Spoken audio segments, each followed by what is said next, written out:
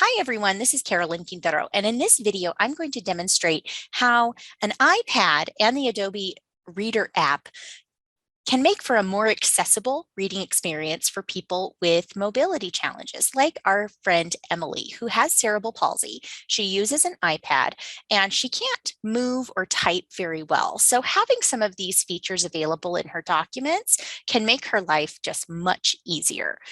In this example, I want to show you both an inaccessible document and an accessible document. Since Emily is in college, I want to show you a syllabus. This is a document that Emily may encounter in any of her classes, and it's a very important document for students.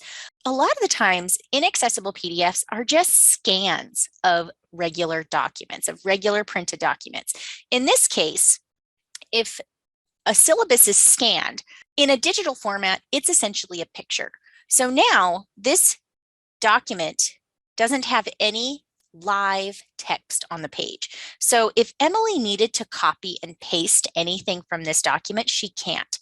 So moving is really hard for her. So copying and pasting content, if she needs it, can be a real good shortcut for her. However, in this scanned document, whenever you tap on the page, you can't copy the text. A dialog box comes up that says add note, add text, draw, or sign. If needed, Emily also couldn't search this document by text because there is no live text in this document. So now this document is not very flexible. If she needed to make it larger, it can kind of get very grainy. It's not a very flexible document in this format. So this is a huge barrier for people reading documents in a digital format. So now let's look at what an accessible document might look like. This document is exactly the same content-wise as the scanned version, but since there's live text, the content can be copied and pasted into other formats. So that can be really helpful if Emily needs to copy content and maybe paste it into an email or paste it into a document for something she's working on. So that just makes it a little easier for her to do that with fewer movements.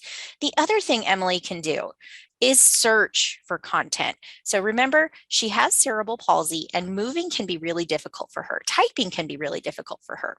But if she needed to do that, she can. So you can search for the live text in this document much easier than you could the scanned version.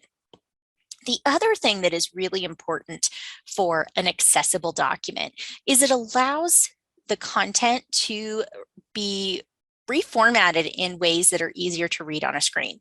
So for example, in the Adobe Reader app specifically, on mobile devices like the iPad, there is an option called Liquid Ink.